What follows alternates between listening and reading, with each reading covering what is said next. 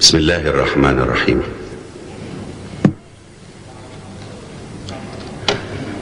أيها الإخوة والأخوات. Mes frères et sœurs, يسعد وزارة الإعلام والثقافة c'est avec un grand plaisir أن تقدم لكم هذه الليلة que le ministère de la Culture et de l'Information في سلسلة اللقاءات souhaite la bienvenue dans le cadre d'une série de conférences الأستاذ أحمد ديدات أثناء زيارته لدولة à notre frère très cher, المتحدة بدعوة Cheikh Ahmed وزارة Didat. الإعلام والثقافة. يسعد وزارة Nous الإعلام le connaissons déjà الليلة à travers le petit écran des Émirats arabes unis الذي لم lors de la conférence exclusive « La Bible est-elle la parole de Dieu ?» كبيرا في حقل الدعوة الإسلامية التقيتم به من قبل في دولة Cette assemblée n'avait jamais eu auparavant le privilège de l'accueillir. ومن قبل ذلك التقينا به من خلال شاشة تلفزيون دولة الإمارات العربية المتحدة التي انفردت. Je vous prie de m'excuser, je retarde la venue du grand maître, mais cela ne durera que quelques instants.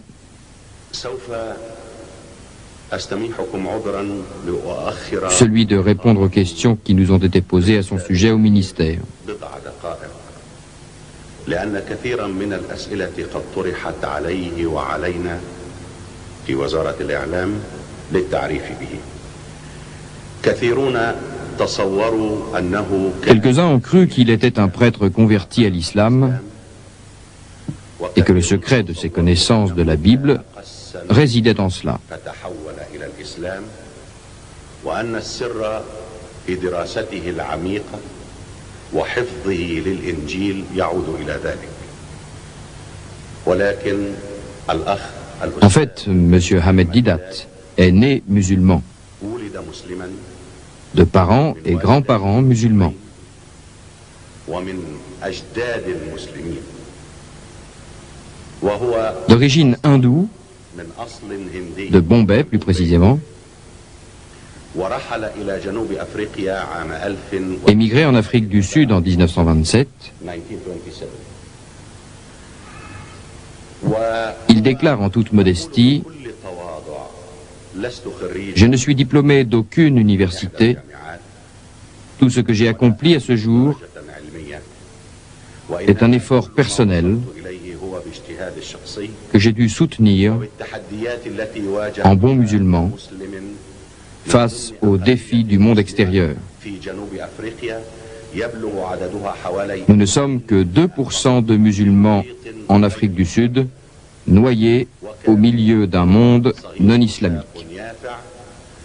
كان المبشرون دائما Pendant sa jeunesse, يلتقون به les missionnaires n'ont cessé de solliciter les frères musulmans pour les convertir au christianisme. ومن هنا C'est à partir de là qu'il a pu commencer à étudier la religion et ainsi défendre ses idées et contre-attaquer.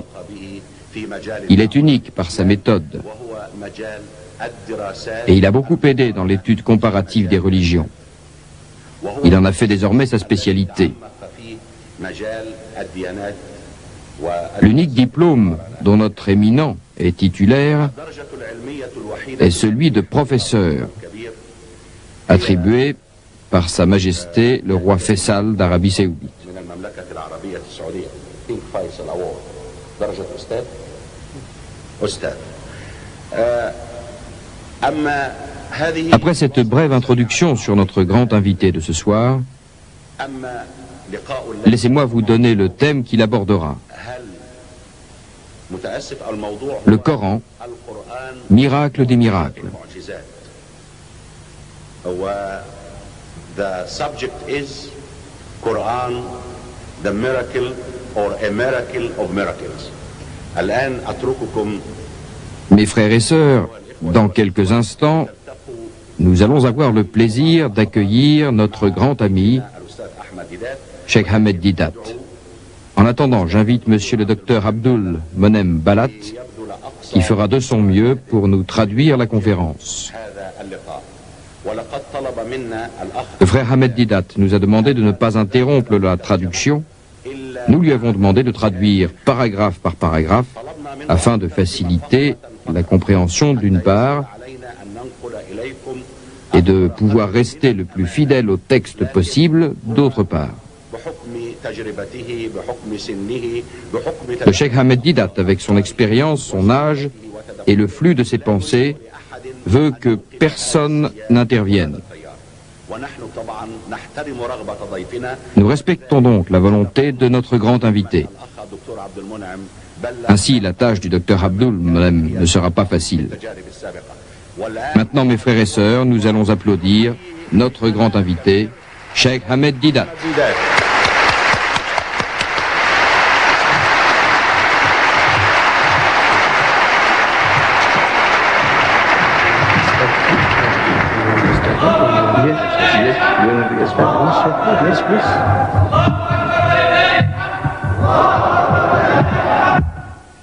أعوذ بالله من الشيطان الرجيم بسم الله الرحمن الرحيم وقالوا لولا أنزل عليه آيات من ربه قل إنما الآيات عند الله وإنما أنا نذير مبين أولم يكفهم أنا أنزلنا عليك الكتاب يتلى عليهم إن في ذلك لرحمة وذكرى لقوم يؤمنون صدق الله العظيم. Monsieur le Président, mes chers frères et sœurs, le sujet est le Coran, miracle des miracles. Je viens de lire du Coran. Par la suite, j'expliquerai ce verset et ce qu'Allah le Très-Haut dit au sujet des miracles. Mais laissez-moi vous expliquer ce qu'est un miracle. Qu'est-ce qu'un miracle? Une mujisa. Un miracle, c'est une impossibilité. Quelque chose qui dépasse l'entendement humain, l'effort humain. Par exemple, l'un d'entre nous, au cours de cette rencontre, tombe inconscient et expire. On appelle un docteur qui confirme le décès de cette personne. Un autre docteur est aussi appelé pour donner son opinion. Il confirme également la mort de cette personne, emporter le corps et préparer les funérailles. Mais arrive alors un homme qui se consacre à Dieu, qui voit l'homme mort, le cadavre. Il dit « Koum bismillah » éveille-toi, lève-toi, au nom de Dieu. Et la personne se lève, vivante et en bonne santé. Alors nous disons, c'est un miracle, parce que c'est une impossibilité certifiée par 2 docteurs qui sont supposés ne pas avoir menti. Un miracle. Et supposez que l'homme était mort depuis 3 jours et mis à la morgue.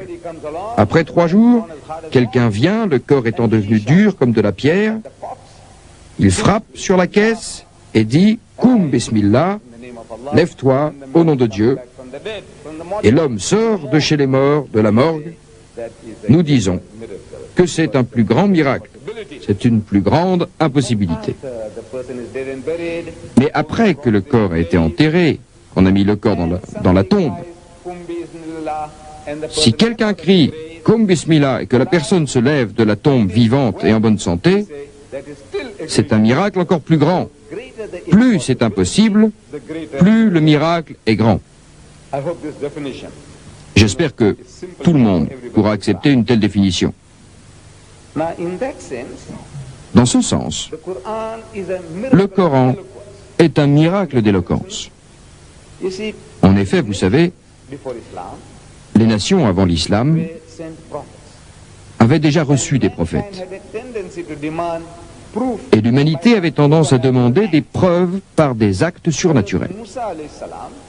Moussa, paix sur lui, le saint prophète Moïse, le type de miracle qui lui a été attribué était proche de la magie. Il se trouvait parmi des magiciens en Égypte. Alors il a dû affronter ces magiciens et Dieu lui a donné un miracle pour les confondre. Pharaon, croyant que Moïse n'était qu'un magicien comme un autre, fit venir ses propres magiciens pour une joute. Les magiciens égyptiens avaient des baguettes magiques, des bâtons magiques. Et quand ils les jetaient par terre, ils devenaient tous des petits serpents magiques. Dieu le Très-Haut avait déjà donné à Moïse, paix sur lui, l'occasion de s'entraîner avec sa canne sur la montagne. Alors il savait quoi faire. Il la jeta et la canne se transforma en un serpent. Et ce serpent avala tous les petits serpents des Égyptiens. Et Moïse, paix sur lui, ramassa alors son serpent qui redevint une canne. Les magiciens égyptiens réalisèrent que ce n'était pas de la magie, ni de l'hypnotisme, ni du mesmérisme. Parce que pour hypnotiser quelqu'un, il faut jeter un sort. Il faut montrer à quelqu'un ce qui n'existe pas, ou créer une illusion. En jetant des baguettes, on peut faire en sorte que les baguettes ressemblent à des serpents, en jetant un sort. Mais ici, toutes les petites baguettes ont disparu. Déshypnotiser aurait signifié que les serpents redeviennent des baguettes. Mais non, ces baguettes-ci ont disparu dans un serpent. Et ce serpent est redevenu une canne. Et cette canne est redevenue, comme avant, un plus grand miracle. Les magiciens égyptiens ont admis que ce n'était pas de la magie, mais quelque chose de supérieur, un vrai miracle de la magie. Donc, Allah donne des miracles en fonction de la mentalité des gens. Des gens avec un esprit magique, on leur oppose de la magie supérieure, de la vraie magie. Issa, paix sur lui, Jésus-Christ, quand il apparaît sur la scène, vient chez des gens qui étaient de grands médecins. Beaucoup parmi eux étaient de merveilleux médecins. Donc Dieu lui donne le pouvoir de guérir l'aveugle de naissance. Celui qui est devenu aveugle par balle ou par accident ou par infection, c'est tout à fait différent. Dieu lui donne le pouvoir de guérir l'aveugle de naissance et les lépreux, et il rend la vie aux morts, il les revivifie. Bismillah, au nom de Dieu. C'était des types de miracles pour pouvoir aborder les gens. Le prophète Mohammed, que les bénédictions et la paix de Dieu soient sur lui, vient parmi les gens qui étaient fiers de leur langue. Leur langage était leur fierté, leur éloquence, leur poésie. Il disait, nous sommes un peuple éloquent, nous sommes les Arabes, et le reste du monde est adjam, muet. Entrons en compétition, il se vantait. Nous, les adjam. Dans votre langue, combien de mots, de synonymes avez-vous pour le mot at? Peut-être une demi-douzaine. Vous voyez, nous en avons 100 dans notre langue. Et combien de mots, de synonymes avez-vous pour insi? N'importe qui pouvait répondre une demi-douzaine. Vous voyez, dans ma langue, nous en avons 100. Nous sommes un peuple éloquent et vous, vous êtes muet, adjam. Donc, quand vous allez chez un tel peuple, le plus grand miracle qu'il donne est le Coran. La première chose est que la langue du Coran, au premier abord, dépasse les gens. Les plus intelligents réalisaient que ce n'était ni de la poésie, ni de la prose, mais quelque chose au-delà de leur compréhension. Et ces gens ont accepté ce fait. Mais laissez-moi vous dire ce qu'un non-musulman, des non-musulmans, peuvent dire du Coran et de son éloquence. A.J. Bell, un Anglais qui a traduit le Saint-Coran en anglais, dit dans sa préface, « Chaque fois que j'entends psalmodier le Coran, c'est un étranger qui a juste étudié l'arabe. L'arabe n'est pas sa langue maternelle. Et il dit, chaque fois que j'entends psalmodier le Coran, cela veut dire, joliment récité, c'est comme aller écouter de la musique. Et le rythme de cette mélodie fluide, la descente répétée et les coups insistants du tambour, ce sont comme les battements de mon cœur. On ne peut pas s'empêcher de respirer plus fort sur les ondulations du Coran. » Le révérend Buster Smith, un missionnaire chrétien, qui a écrit un livre sur Mohammed, le mohammédanisme, dit dans son livre sur notre prophète, paix sur lui et sur le Saint-Coran, lui-même illettré, un roumi, sachant à peine lire et écrire, il a été l'auteur d'un livre. Nous ne sommes pas d'accord. Le prophète, que les bénédictions et la paix de Dieu soient sur lui, n'est pas l'auteur du livre. Mais il dit, selon sa croyance, que Mohammed, paix sur lui, est l'auteur de ce livre. C'est un poème, un code de loi, un livre de prière et une Bible tout à la fois. Et aussi la référence jusqu'à nos jours pour un sixième de toute la race humaine. Un miracle. Un miracle dans la pureté du style, dans la sagesse et la vérité. C'est un miracle revendiqué par Mohammed, un miracle renouvelé tous les jours, l'appelle-t-il. Un miracle vraiment, sans aucun doute, c'est un miracle. Et lui-même certifie que c'est vraiment un miracle. Et Dieu attire votre attention. Ceci, je vais le lire dans le Saint-Coran, sourate de l'araignée, chapitre 29. Dieu dit, et ils disent, pour les complices, s'il n'y avait pas un signe, un miracle, une mujiza, donné par son Seigneur, c'est une demande. Ils avaient entendu parler des miracles de Moïse, ils avaient entendu parler des miracles de Jésus, maintenant ils veulent une performance similaire du prophète de l'islam. Ainsi, par exemple, ils demandaient au prophète Mohammed un numéro remarquable. Ils pensaient se moquer de lui. Ils disaient, regarde Mohammed, tu dis que tu es un prophète de Dieu, pourquoi ne fais-tu pas de miracle? Comme les prophètes anciens, comme cette montagne d'Uhud, un peu plus loin que la Mecque, pourquoi ne la changes-tu pas en or? Alors nous saurions que tu es un vrai homme de Dieu. Ou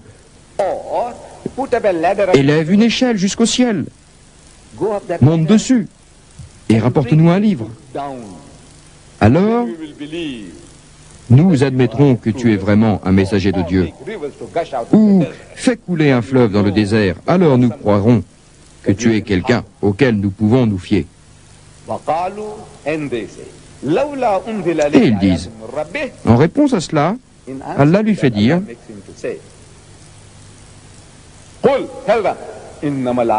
dis,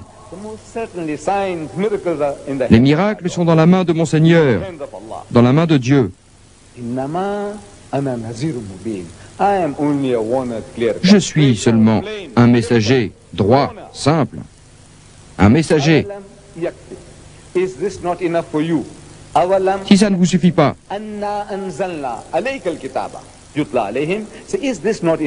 à toi, un ummi, qui ne sait ni lire ni écrire, tu leur répètes le livre. Si ce n'est pas assez comme miracle, vous connaissez cet enfant, Mohammed. Il a grandi sous vos yeux. Et jusqu'à 40 ans, il était comme un de vos enfants. Vous connaissez tous ses faits et gestes, tout ce qu'il a fait. Vous savez tout de lui. Et cet homme qui a toute sa tête vient maintenant vous répéter le livre. Si cela ne vous suffit pas comme miracle, le livre lui-même, dit Dieu, est un miracle. Et c'est vraiment un miracle. Un miracle. En l'occurrence, nous, musulmans, nous croyons que ce livre, Dieu le Très-Haut l'a révélé au saint prophète Mohammed, paix sur lui. Les ennemis de l'islam sont d'accord que ceci est le livre que Mohammed a laissé. Mettez-les devant l'évidence. Ils disent que c'est le livre que Mohammed a laissé, mais ils disent que ce n'est pas là le halam d'Allah.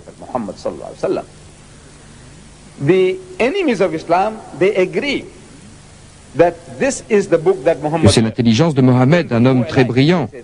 Ainsi ils disent, il était un ummi, une personne instruite. J'admets que oui, mais n'était-il pas un homme intelligent, un homme éloquent, un grand penseur? Ah, vous êtes bien d'accord, il l'était. Il était exceptionnellement bon. Il était honoré. Ils ajoutent, voyons, pourquoi n'aurait-il pas su ressasser cette belle langue, ce qu'il a entendu autour de lui, la ressortir comme ça, comme une révélation? C'est lui qui a fait ça. Allah a témoigné lui-même pour leur répondre. Il dit, il ne parle pas de sa propre initiative, c'est une inspiration qui lui est venue. Il a parlé par mon pouvoir puissant. Nous croyons que c'est la parole de Dieu. Dieu en témoigne et nous aussi. Mais les autres disent, non, c'est l'œuvre de Mohammed. Alors je vous dis, mes frères et sœurs, pour un moment soyons d'accord avec les sceptiques, les cyniques et les critiques. Soyons d'accord avec eux et admettons que ceci est le livre dont l'auteur est Mohammed même. Il ne l'est pas, disons très bien.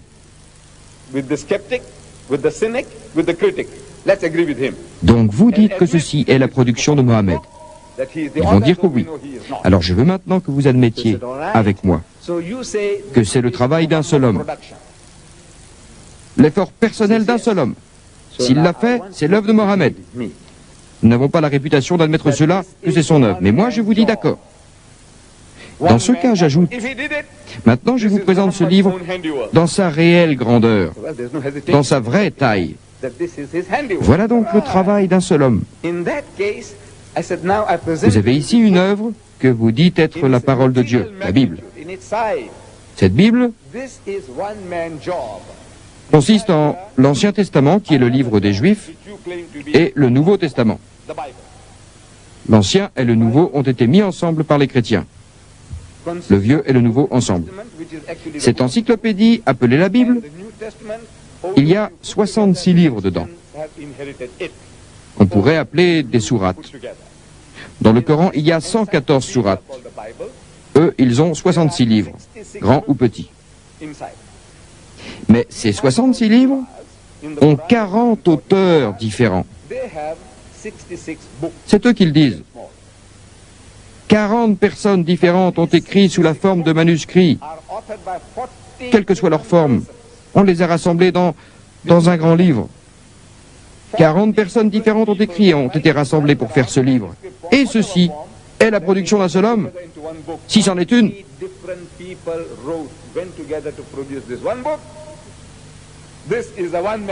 je prends ces livres rassemblés dans la Bible.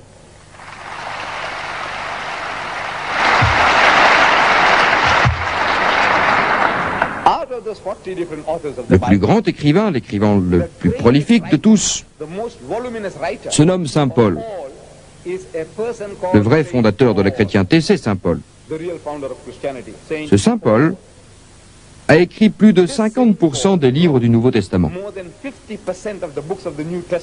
Il y a 27 livres dans le Nouveau Testament, et de ces 27, Paul en a écrit 14, plus de 50%. Mais ces 14 livres mis ensemble ne font pas plus que ce que je montre. Là, pas plus que ça. 14 livres ensemble. Le plus grand écrivain, l'écrivain le plus instruit, 14 livres. Voilà le travail d'un seul homme. Cette grandeur physique, nous disons que c'est un miracle. Et ce livre, le Coran, ne parle pas de n'importe quoi pour faire du remplissage. Non, non, non, non. C'est de la matière très concentrée, écrivant à l'humanité sur tous les aspects de la vie, résolvant tous les problèmes pour l'éternité dans tous les domaines.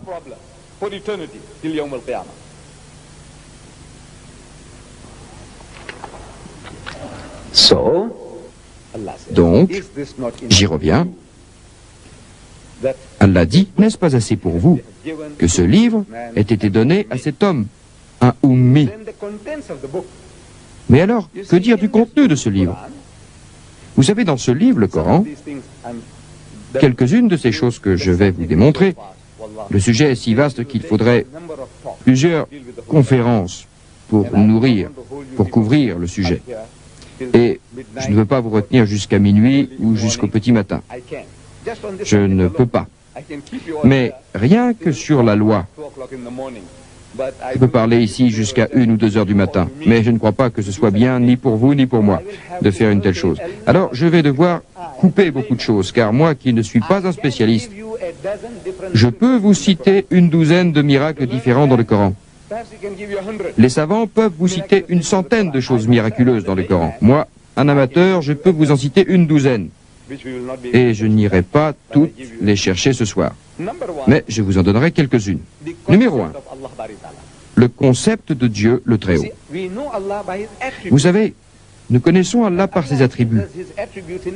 Et Dieu les donne dans son livre. Nous n'avons pas à les créer, ces attributs, à les concocter nous-mêmes pour dire ce qu'est Dieu.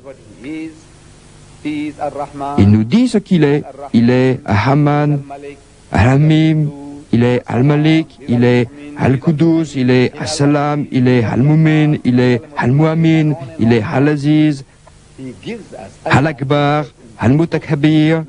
Il les donne. Allah les donne dans son livre. 99 beaux qualificatifs. Comme autant de jalons. 99 attributs dans toute leur gloire consacrée. Allah un grand lustre, Allah un nom propre, Allah 99 attributs et un nom propre, Allah. Ça fait 100. J'ai demandé à des gens instruits, des docteurs, des hommes de loi, des philosophes, quand j'en rencontre, dites-moi maintenant, j'aimerais savoir de votre bouche combien d'attributs croyez-vous pouvoir donner à Dieu. Allez, essayez. Essayez. Ils répondent, eh bien, il est notre Père qui est dans les cieux. Oui. Il est le Père aimant. Oui. Ne soyez pas timide. Quoi que ce soit, allez, n'importe. Il est juste. Oui. Il est saint. Oui. Il est miséricordieux. Oui. Allons, allons, allons, allons. Vous savez, le plus intelligent d'entre nous, le plus intelligent de l'humanité, le plus instruit d'entre nous, ne peut pas dépasser la douzaine. Il ne peut pas, avec toute son instruction. Imaginez plus d'une douzaine d'attributs. Avec tout son savoir, il ne peut pas. Moi, j'ajoute, vous voyez ce Ummi, si tant est qu'il ait fait ce travail lui-même, il vous en donne 99. On me répond, oui, mais Mohammed est un génie. Et un génie peut faire 10 fois mieux que moi. Il l'admet. C'est un génie. Et pourtant, ce n'est pas la parole de Dieu. Un génie peut faire 10 fois mieux que moi, je le concède. C'est Mohammed, un grand homme, et pas un prophète. Il n'est pas un envoyé de Dieu. Je dis d'accord, d'accord. Maintenant, regardez. Dans les noms que vous avez mentionnés,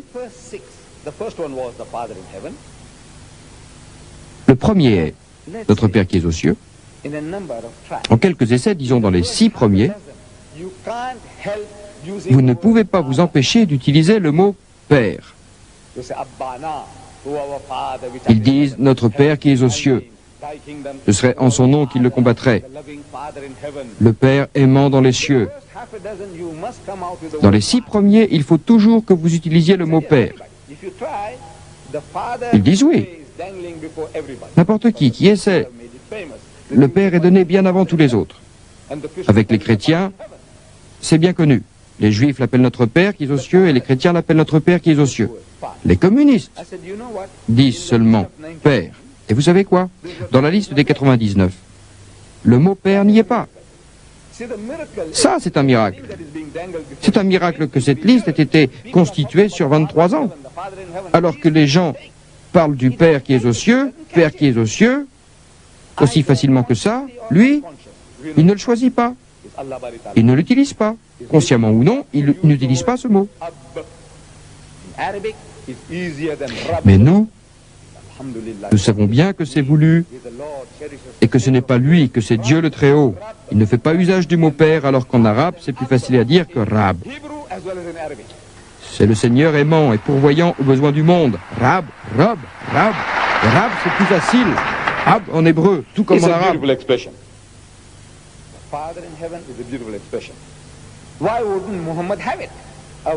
C'est une très belle expression. Notre Père qui est aux cieux. C'est une très belle expression. Pourquoi Mohammed ne l'aurait-il pas utilisé? Pourquoi Dieu ne l'aurait-il pas autorisé? Vous savez pourquoi?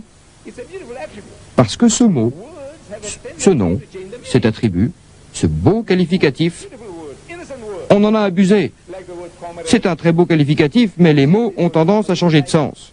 De bons mots, de beaux mots, des mots innocents, comme le mot camarade. Vous voyez ce mot camarade? C'est comme sahab, mon ami, mon compagnon, compagne, ami, en français, une personne que vous rencontrez souvent, avec qui vous mangez, c'est le compagnon. Compagnon de table, avec qui nous partageons le pain en toute fraternité.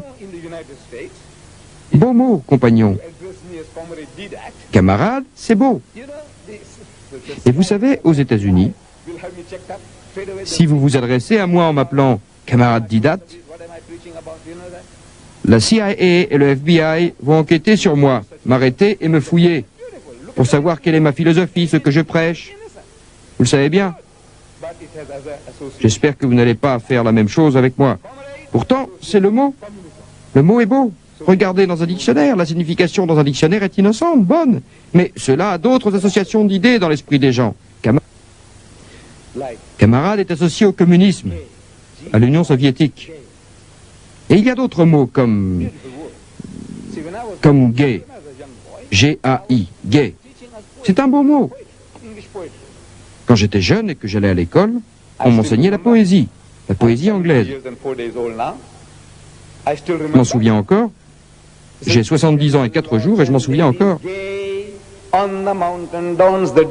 Les dames et les doux seigneurs gays sur la montagne toute la journée. Les dames et les doux seigneurs gays sur la montagne toute la journée. Beau mot, vous savez. Heureux et gai. Il est heureux et gai. C'est une personne joviale. Les dames et les messieurs, les femmes et les hommes, tous ce sont des gens très heureux, heureux et gais. Des gens joyeux, joviaux. Beau mot. Mais maintenant, ce mot a une connotation tout autre. En grandissant, j'ai lu les journaux. J'ai lu que ce mot gay semblait louche. Mais de quoi parlait-il? Gay. Gay. Ce n'est pas le gay que j'ai appris à l'école. Il y a quelque chose de louche. Pendant longtemps, je n'ai pas compris. Il y avait quelque chose de louche. Vous savez, chaque fois que je lisais le mot gay dans les journaux, je ne comprenais pas. Un si beau mot, qu'est-ce qu'il y a? De quoi parle-t-il? C'est louche. Pourquoi? Parce que j'utilisais ce mot gay. Aujourd'hui, si vous dites que le président de l'Assemblée est heureux et gay, vous savez ce que ça veut dire? You see, innocent word. Vous voyez, des mots innocents, de beaux mots, ont une toute autre connotation. Dieu dit dans le Coran,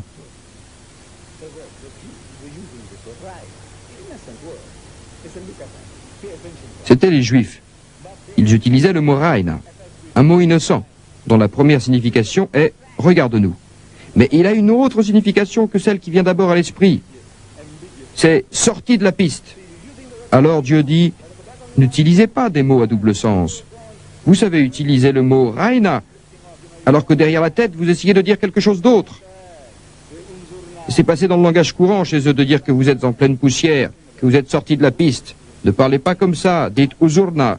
N'utilisez pas des mots comme ça, des mots similaires qui changent de sens. Le Père qui est aux cieux, beau mot, mais il a une autre connotation. Dans la chrétienté, ils nous disent que Jésus est le seul Fils engendré, non pas créé. C'est dans leur catéchisme. Les catholiques romains, les anglicans, les presbytériens, les luthériens, les méthodistes, tous dans leur catéchisme. Les principes religieux qu'ils diffusent dans la rue ou qu'ils enseignent à leurs enfants dans leurs églises, ils disent que Jésus est le seul Fils engendré, non pas créé. Ne vous méprenez pas, ce n'est pas comme Adam. Adam, paix sur lui, a été créé par Dieu. L'âne et le bœuf ont été créés par Dieu. Ils disent que Dieu est le Créateur. C'est lui qui nourrit et pourvoit aux besoins. Le Rabbalamin. Mais Jésus n'est pas comme ça. Il a été engendré, non pas créé. Et s'il y a un sens à ça, c'est quoi? Ils attribuent à Allah le Très-Haut une nature humaine, les lois et le fonctionnement du sexe. Et Allah réagit très fort dans la sourate Maryam. Et ils disent, Karaman, Dieu le tout miséricordieux a engendré un fils. Dieu dit quelle abominable association ils commettent. C'est la pire des injures que vous puissiez trouver. La pire des injures. Vous voulez l'injurier? C'est la pire des choses que vous puissiez dire, qu'Allah a eu un fils. Vous lui attribuez une nature humaine, les lois et le fonctionnement du sexe. Le ciel en a presque craqué, et la terre va presque se fendre, et les montagnes s'effondrer.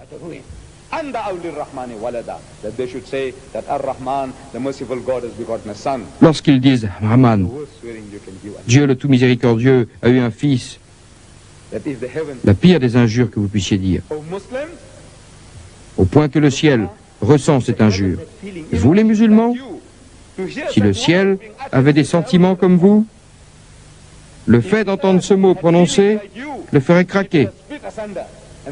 Si la terre avait des sentiments comme vous, elle se fondrait et les montagnes s'effondreraient. Atomisées. Quelle injure horrible vous faites au Très-Haut. Est-ce que cela émeut les musulmans? Pas du tout. Cela n'émeut personne. C'est étonnant. C'est une situation étonnante. Vous voyez dans le monde non arabe, les musulmans du monde non arabe, 90% des musulmans du monde ne sont pas arabes. Ils ne connaissent pas l'arabe. On nous a appris le Coran par la lecture, nous le lisons. Parfois, nous le lisons d'une façon bien plus belle que beaucoup d'arabes. Certains sont hafiz. Ils le connaissent en entier, par cœur. Mais nous n'en comprenons pas un mot. Nous lisons bien ces mots, mais nous ne savons pas ce qu'ils veulent dire. Mais le monde arabe, vous êtes plus de 100 millions, comprend ce qu'il dit, ce qu'il lit, de quoi il parle. Et ça n'émeut personne. Ça, c'est une situation étonnante, une chose étonnante. Si n'importe qui d'entre vous, vous rentrez chez vous, et votre mère vous dit, le type d'à côté m'a insulté, comme ceci. Je ne dirai pas les mots, vous savez quoi. Le type là a insulté votre mère. Ou votre femme vous dit, tu sais, le type d'à côté, il m'a traité de tous les noms. Je vous le demande, pouvez-vous encore manger? Pouvez-vous dormir? Non. Ce qui se passe, c'est que vous voulez lui tirer dessus. Qu'il passe 2 semaines KO, lui faire sa peau, non? C'est ce qu'on ressent pour notre sœur, notre femme, notre fille. Et nous disons que nous aimons Dieu plus que tout cela. Et pourtant, quand ils l'insultent, qu'ils utilisent ces mots, rien, pas de réaction. Vous savez quoi? Ceux qui sont courageux, ce sont les autres. Nous sommes des morts vivants. Des morts vivants. Nous sommes sur le Sirat al-Mustaqim. Mais nous sommes des gens morts, nous sommes des morts sur la bonne voie. Les autres, les ennemis, ils sont sur la mauvaise voie, mais ils sont vivants. Ils sont vivants sur la mauvaise voie, et nous sommes morts sur la bonne voie. So Allah reacts. Allah reacts. Alors Allah réagit. Allah réagit. La pire des injures que vous puissiez dire, c'est cela. Nous, que faudrait-il que nous fassions? Je réponds à cela, leur parler, le leur dire. Je ne dis pas de les injurier, de leur tirer dessus, de les tuer, de leur envoyer la troupe. Non, non, non, non, non. Allah dit, emploie, toi, par la sagesse, par l'exhortation douce, à appeler les hommes vers le Seigneur. Discute avec eux sur un ton modéré. Dieu seul peut discerner ceux qui s'écartent de sa voie et ceux qui la suivent de près. Et moi j'ajoute, tendez un hameçon. Je vais en Occident, je vais en Angleterre, je vais en Amérique et je leur parle. Je leur dis, vous savez, l'anglais est une langue étrangère pour moi, et celle-là effectivement, c'est une langue étrangère. Je l'ai acquise. Saviez-vous, parce qu'ils ont conquis mon pays et que je suis allé dans une colonie britannique. Alors ils m'ont appris l'anglais et je parle anglais. Si les Français avaient conquis mon pays, j'aurais parlé français. Si les Espagnols avaient conquis mon pays, je parlerais espagnol. Mais vous, les Anglais, les anglophones, vous avez conquis mon pays, alors vous m'avez appris à parler l'anglais, bien que ce soit une langue étrangère pour moi. Je voudrais que vous m'aidiez, c'est votre propre langue. Vous dites dans votre catéchisme, Jésus est le seul Fils engendré. Engendré, non pas créé. Je dis, s'il vous plaît, expliquez-moi ce que vous essayez de mettre en évidence. Vous voulez dire quelque chose de spécial? Vous voyez, je peux appeler ce jeune homme et dire, tu es mon fils, et je suis sûr que l'enfant ne se fâchera pas. Ni son père, ni sa mère ne se fâchera si je l'appelle mon fils. Et si quelqu'un me demande s'il est vraiment mon fils. Je dois répondre non. Vous voyez, ce jeune homme, je l'aime depuis qu'il est enfant. Il vient me rendre visite comme un petit-fils, c'est pourquoi je l'appelle mon fils. Et il m'aime comme un père, ou comme un grand-père, ou comme un vieil oncle. Il m'appelle mon oncle ou grand-père, c'est la même chose. C'est une relation. Et si au lieu de cela, je réponds, oui, il est le fils que j'ai engendré, vous voyez ce que je suis en train de dire? Ce que j'insinue? J'insinue que c'est un enfant illégitime, et qu'il n'est pas le fils de son père, mais le mien, que je suis responsable de sa naissance. La pire des injures à faire, c'est ça. Si vous savez ce que cela veut dire. Donc, je veux simplement savoir sur quoi vous voulez mettre l'accent, c'est tout. Que pouvez-vous me dire, s'il vous plaît? Expliquez-moi. Par Dieu, je vous le dis, vous ne rencontrerez aucun anglophone capable de vous l'expliquer. Vous ne pouvez rien lui demander de plus difficile que de le supplier de vous expliquer ce qu'il essaie de dire, ce qu'il veut dire quand il dit engendrer, non pas créer. Que voulez-vous me dire par là? Comment cela se fait-il? Dites-le-moi. Celui qui s'est approché le plus d'une tentative de réponse, c'est un Américain. Vous savez, les Américains sont assez militants. Oui. Il faut être entraîné, ils s'accrochent. Et les gens combatifs, c'est un beau matériau, c'est le meilleur matériau à battre. Pas diplomate. Ils battent la campagne, ils se battent sans vous donner des coups par derrière. Pas hypocrites, ils vont droit au but et mènent une bataille intellectuelle. Et les Américains sont bons là-dedans. Ils sont comme ça. Cet Américain, je l'ai rencontré alors qu'il visitait la mosquée. Il se trouve que j'étais avec d'autres dans la plus grande mosquée de l'hémisphère sud, dans ma ville, à Durban. J'ai discuté avec lui, et quand nous avons abordé le sujet, je lui ai posé la question, puisque je l'avais déjà posée, mais que personne ne savait y répondre. Je lui ai demandé à cet Américain, que voulez-vous dire quand vous dites engendrer, non pas créer? Voulez-vous bien m'expliquer? Il a dit oui, cela veut dire qu'il descend de Dieu. Quoi? Il dit, je ne veux pas dire cela, mais puisque vous me demandez ce que cela veut dire, je vous le dis.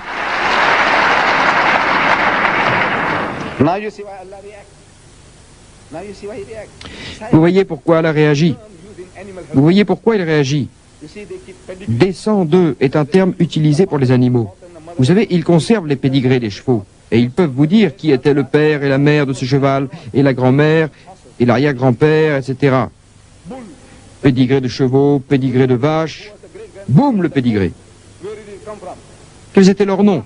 Qui était l'arrière-grand-père de ce taureau? Et d'où il vient? La grand-mère du taureau est venue d'Inde il y a 100 ans, et son grand-père, etc. Il est l'arrière-petit-fils. Pédigré. Ils utilisent ce terme dans la généalogie des animaux. Descend. Ce taureau descend de tel taureau. C'est ça. C'est vraiment louche, ce que cela veut dire. C'est le terme consacré. Ce terme de père n'est pas dans le Coran. C'est un beau mot, mais il n'y est pas. Je vous dis que ça, c'est un miracle. Les 99 noms sont des miracles. Et si vous voulez les compter, comptez-les. Le miracle, c'est que les communistes les plus incroyants, qui aient été depuis plus de 23 ans, ne le comprennent pas. Et Dieu en a fait un mot interdit. Ne l'utilisez pas. Rab, c'est rab, pas ab. Un miracle. La substance du message. Dieu dit. Un autre exemple que je vais vous donner. Les incroyants ne voient-ils pas ces athées et ces agnostiques, ces gens qui nient l'existence de Dieu, ne voient-ils pas? En d'autres termes, Dieu s'attend à ce qu'il voit, à ce qu'il puisse voir, être témoin, que le ciel et la terre étaient soudés à un moment de la création et que nous les avons séparés. À qui parle-t-il? À qui s'adresse-t-il? Au Koufar? Au Koufar il y a 400 ans? Non. Que pouvaient comprendre ces pauvres hommes? Par Dieu, que pouvaient-ils savoir de l'univers, de la création du ciel et de la terre? Que savaient-ils? Il ne faisait qu'accepter ce que Dieu disait. Si telle était la parole de Dieu, nous entendons et nous acceptons, nous croyons. C'était là l'iman, la foi qu'ils avaient. Ils ne savaient rien du crash. Dieu ne s'adresse pas aux pauvres incroyants du temple de Mohammed ou aux incroyants du Congo ou aux Esquimaux qui peut-être ne croyaient pas en Dieu. Non, non, non, non, non. Il parle aux scientifiques, aux hommes instruits qui n'expliquent pas au monde la pureté de la création. Que ces astronomes avec des télescopes puissants qui regardent l'espace et analysent les mouvements dans le ciel et qui vous en parlent comme s'ils l'avaient fait, comme si c'était eux qui avaient voulu assembler tout cela et qui avaient conçu l'appareil, qui l'avaient mis en marche, l'appareil de l'univers. La façon dont ils en parlent, c'est comme si c'était eux qui l'avaient fait. Les gens aussi importants, avec autant d'instructions, disent que cet univers a commencé à exister par un Big Bang, il y a des milliers d'années. Ce qu'ils observent, ils remarquent que les corps célestes s'éloignent d'un lieu unique, quelque part, et vont s'éloignant de plus en plus et dans toutes les directions, loin, loin, loin, comme un ballon, quand vous le gonflez. Il devient de plus en plus gros. C'est quelque chose comme cela qui se passe dans le ciel. Cette galaxie, le fait qu'elle s'éloigne de plus en plus vite,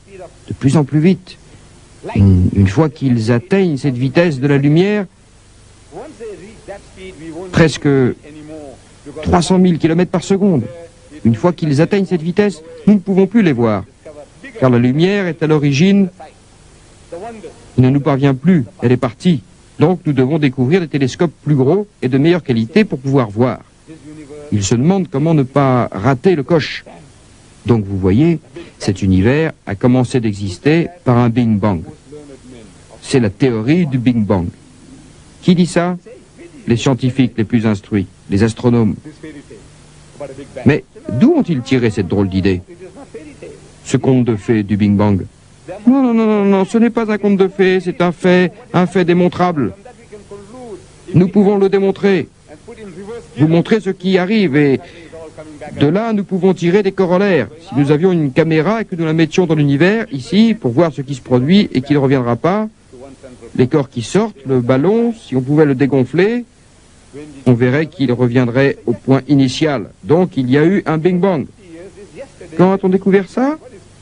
On vous répondra hier, parce que 50 ans, c'est hier pour l'histoire de l'humanité. Qu'est-ce que c'est 50 ans? Rien du tout.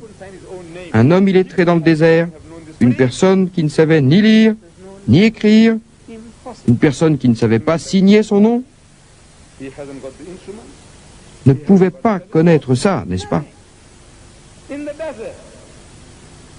On va vous répondre non, impossible, un tel homme ne connaissait pas l'astronomie, n'avait pas les instruments nécessaires, n'avait pas de télescope, rien, dans le désert et parmi des gens illettrés.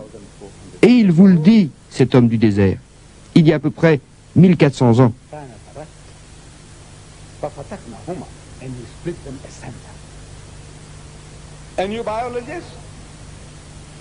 Et nous les avons séparés. Et vous doutez encore? Il y a des gens qui étudient les mononucléaires, les micro-protozoaires, les amibes. Ils disent, vous savez, la vie au début était dans la mer, dans l'eau. Sans cette eau, pas de vie. Et ils ajoutent, regardez, nous regardons en arrière dans le temps, dans l'espace. C'est comme ça que la vie a commencé. Dans le temps, quand l'eau était une masse, il ne pouvait rien y avoir de vivant ici. Tout était en ébullition et il a fallu des millions d'années. Les niveaux d'eau montaient et descendaient, le niveau d'eau montait et descendait, refluant, et la vie a commencé. Ça a pris des millions d'années, des germes, des protovies, et tout cela a commencé. À un moment, il n'y avait rien, et tout a commencé. D'où la vie est-elle venue? On dit que c'est de l'eau. Alors, une action chimique, le soleil a joué son rôle, et la vie a commencé. Comment avons-nous découvert cela? Hier. C'était il y a 50 ans, c'est hier dans l'histoire de l'humanité. Et un homme illettré dans le désert ne pouvait pas connaître ça. Non, non. Écoutez. Et il a fait de l'eau toutes choses vivantes.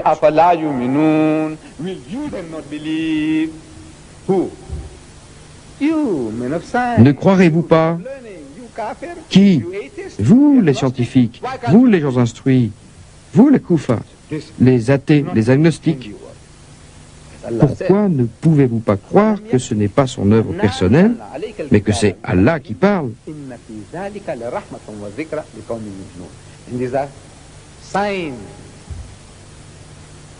Pour cela, une bénédiction et un rappel pour les gens qui croient.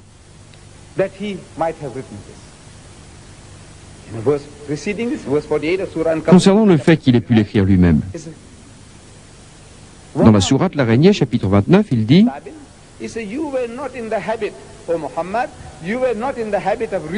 tu n'avais pas l'habitude, Mohammed, de lire ainsi dans les livres.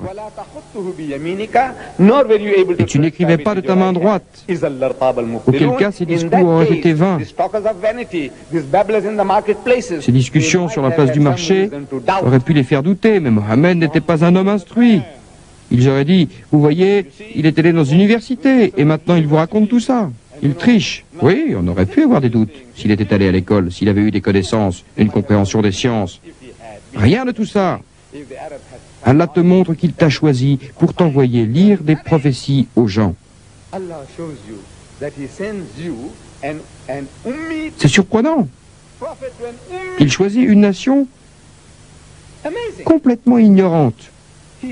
Dans toute l'Arabie, il n'y avait même pas une demi-douzaine de gens capables de lire ou d'écrire. Dans toute l'Arabie, cette nation était illettrée jusqu'à la moelle. Et il a choisi un prophète illettré. Vous savez pourquoi? C'est pour vous prouver que c'est ma parole, que c'est moi qui parle.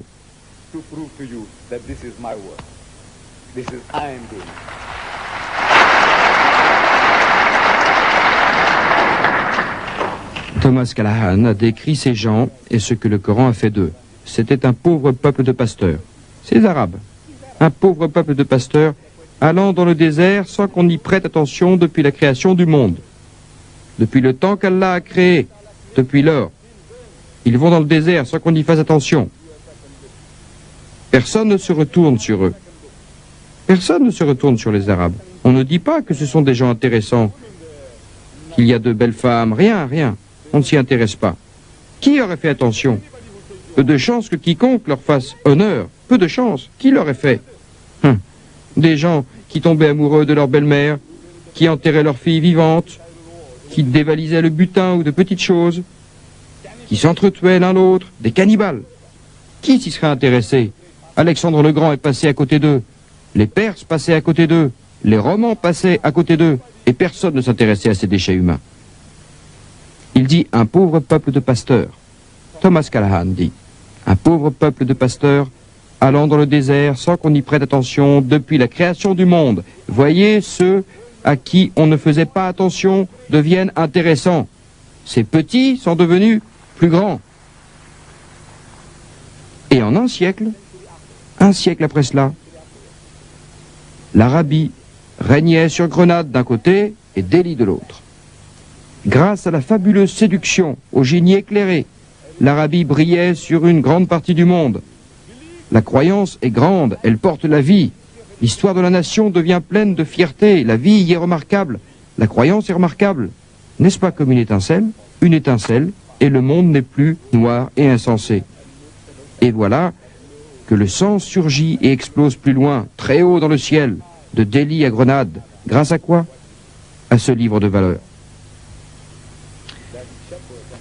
Ces pasteurs et conducteurs de chameaux, un de leurs cousins, un juif, écrivant un ouvrage de médecine, mais il a son idée.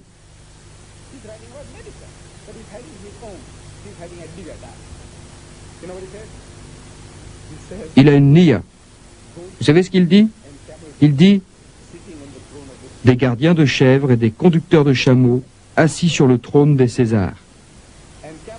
Des gardiens de chèvres et des conducteurs de chameaux assis sur le trône des Césars. C'est l'œuvre de Dieu. Vous voyez, ce n'est pas vous. Vous ne pouvez pas faire cela. Allah vous humilie. Voilà ce que moi je peux faire. Vous vous croyez grand, mais je dis qu'ils peuvent former une tribu plus grande encore. Ils ont pu voir que vous, des gardiens de chèvres et des conducteurs de chameaux, Allah vous a rendu suprême. Il a fait que vous gouverniez la moitié du monde connu. C'est le livre. C'est ce qu'il a fait, et il dit, faites de même une autre fois. Le livre, c'est le miracle des miracles. Un autre exemple.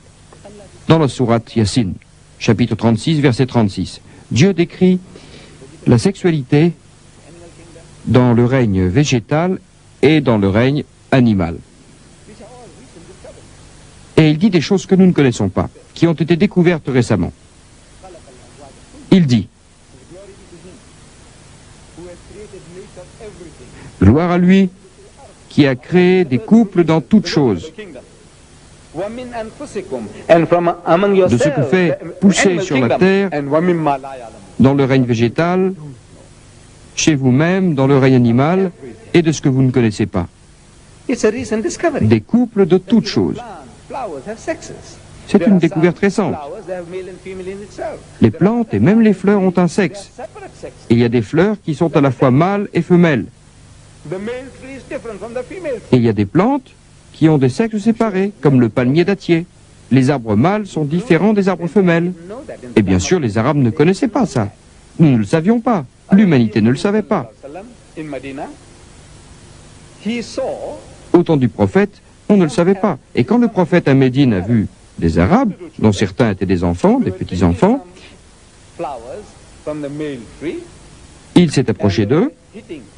Ils étaient en train de prélever des fleurs de l'arbre mâle pour les greffer sur l'arbre femelle. Et le prophète leur a demandé, il a demandé à ces gens pourquoi ils faisaient cela. Ils ont dit qu'ils ne savaient pas pourquoi, mais qu'ils avaient vu leur père le faire. Ça, c'était la grande explication à toutes les superstitions. Pourquoi faites-vous ça? Nous avons vu notre père le faire. Faites-vous quelque chose qui vaille la peine? Eh bien, nous avons vu notre père le faire. À cela, Dieu dit, et si vos pères étaient des fous ignorants, ressemblant à de la superstition, vous prenez une plante, vous la greffez sur une autre plante, cela ressemble à de la superstition.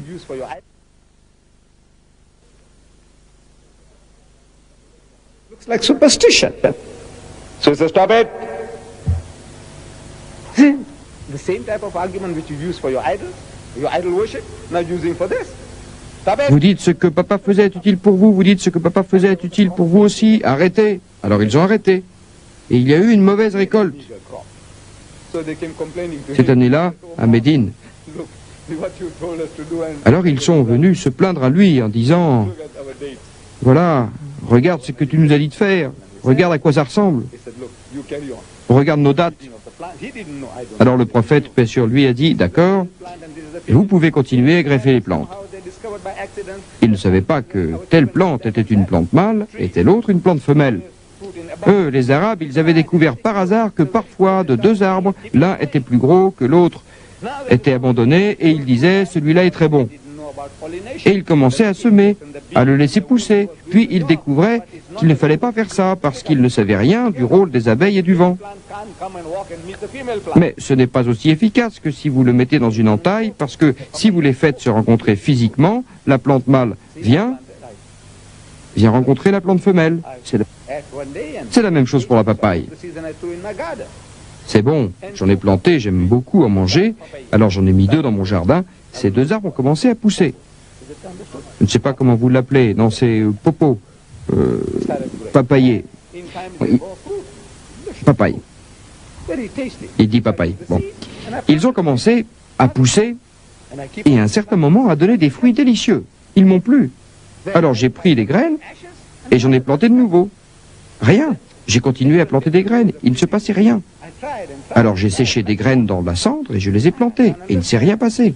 Chaque moyen de traiter, j'ai essayé tous les moyens de traiter les graines, rien. Et je n'y comprenais rien. Pourquoi? Pourtant, les premiers avaient bien grandi. Mais là, rien ne sortait de mes graines. Or, les graines avaient l'air parfaites. Et il m'a fallu longtemps pour découvrir ce que Dieu dit.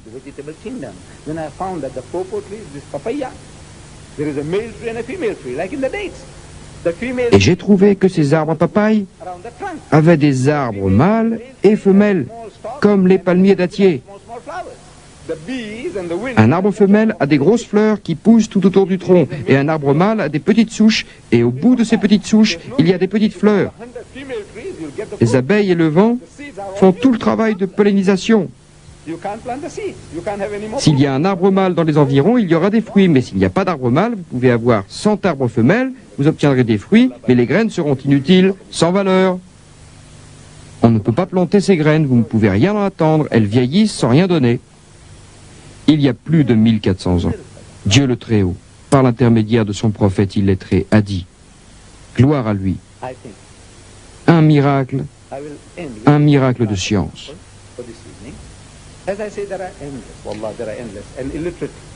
Je pense que je vais en terminer avec ce dernier exemple ce soir, car je l'ai dit, les exemples sont infinis.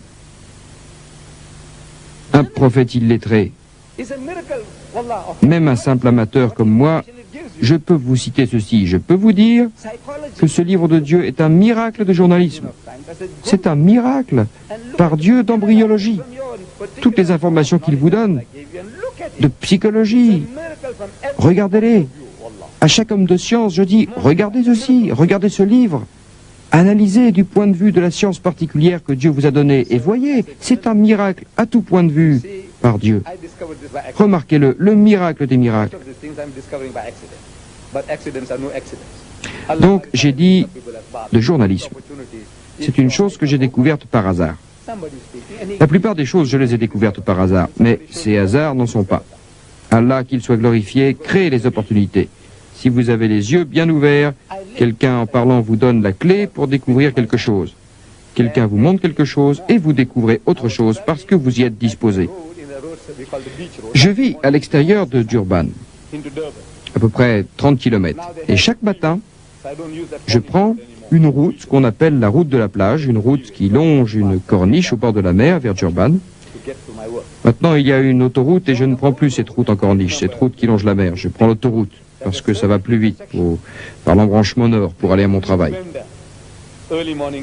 Donc, sur l'ancienne route, je me souviens très très bien qu'à un carrefour, il y avait un vendeur de journaux, les journaux du matin. Et il affichait les titres. Chaque matin, une nouvelle affichette. Il voulait vendre ses journaux. Et tout en conduisant, je lisais les gros titres. Je me disais, les journaux, ça ne vaut pas la peine de les acheter aujourd'hui. Ce qu'il y avait sur les affichettes ne m'intéressait pas.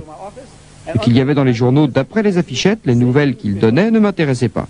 Mais une fois que j'avais garé ma voiture à Durban, au centre-ville, parce que je la gare en ville, puis je continue à pied jusqu'à mon bureau, à un autre carrefour, et je voyais le même journal.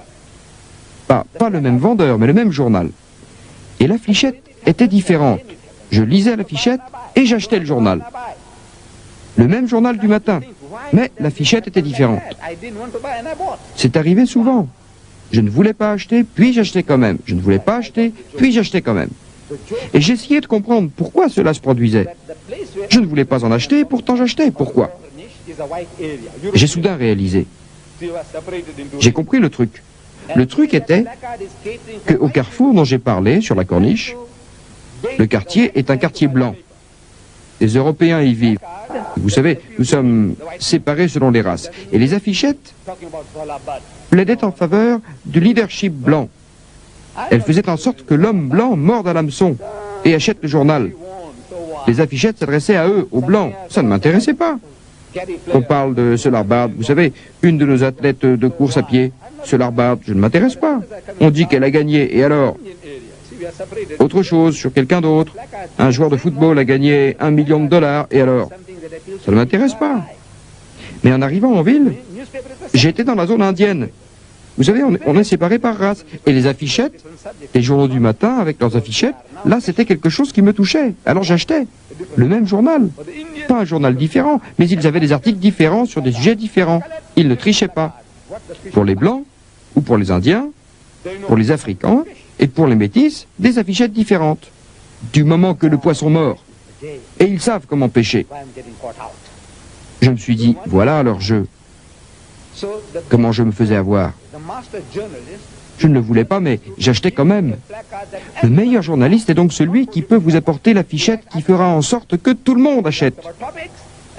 Même pas des affichettes différentes. Il écrit des articles, il rédige les sujets, et s'il fait une affichette, il se dit les Pakistanais achèteront, les Bengalis achèteront, les Arabes et les Américains achèteront, tout le monde achètera. Si vous dénichez un journaliste comme ça dans Le Monde, ou dans Paris Match, chut, les journaux ne laisseront jamais partir. Vous vous rendez compte? Chaque jour, une affichette qui fait en sorte que tout le monde achète. Le maître journaliste est Mohammed, que les bénédictions et la paix de Dieu soient sur lui, est un journaliste de ce genre. Pas lui en fait, mais le maître journaliste qui a l'omnipotence et l'omniscience, qui connaît cette création, qui sait comment vous appâter, comment vous attraper, comment attirer les gens vers ce livre. Il vous le montre, le prophète, paix sur lui, à Médine. Il était entouré de consorts, son propre peuple. C'étaient des malfaiteurs. Il était entouré d'hypocrites. Pas des musulmans, des juifs, des chrétiens. 5 différents groupes de gens. Et vous voulez vendre un journal? Vous avez une idée à proposer? Comment appâter le client? 5 différents groupes de gens? Écoutez, il dit, pas lui, mais Dieu par son intermédiaire, utilisant ses lèvres, il dit,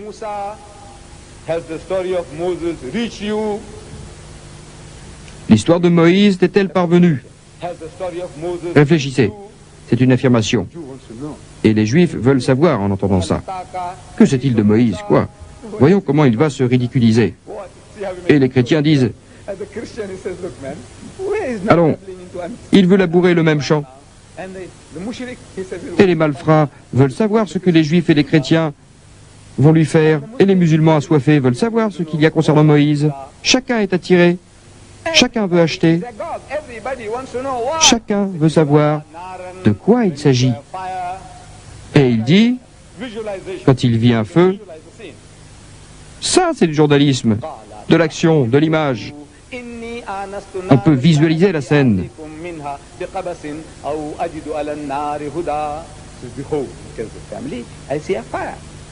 Et il dit à sa famille, restez ici, j'ai vu un feu. Et peut-être rapporterai-je une braise pour allumer un feu. Une allusion qui nous donne une idée. Il parle de feu, d'être guidé. Dieu le Très-Haut lui lance un appât. Il lui lance un appât. Vraiment, il a besoin de feu. Il a besoin d'être guidé. Vous savez, après la Misha en Égypte, quand ils avaient tué un Égyptien, en voulant secourir un Juif, il avait frappé un Égyptien, et comme il était très fort, Moïse, paix sur lui, il n'était pas faible, il avait frappé cet homme, et l'homme en était tombé mort. Alors il avait dû quitter le pays pour avoir tué un Égyptien.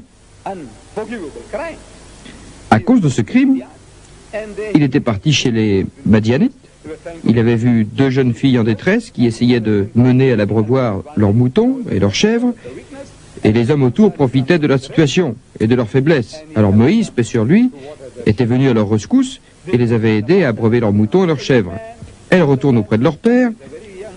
C'est un très jeune homme, très jeune, de bonne présentation, il a bon cœur, tu sais, si on pouvait l'avoir avec nous, ce serait un grand avantage. Amenez-le-moi.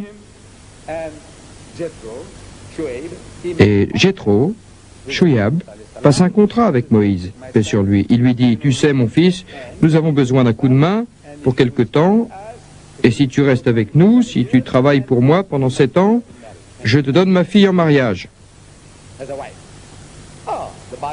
Sa main, tu l'obtiendras.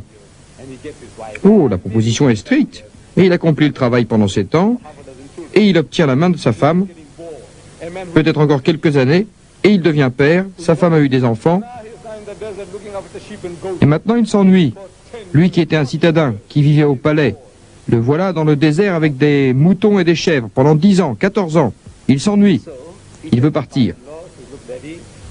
Alors il dit à son beau-père, voilà père, il faut que je parcours le monde et que je travaille à mon compte.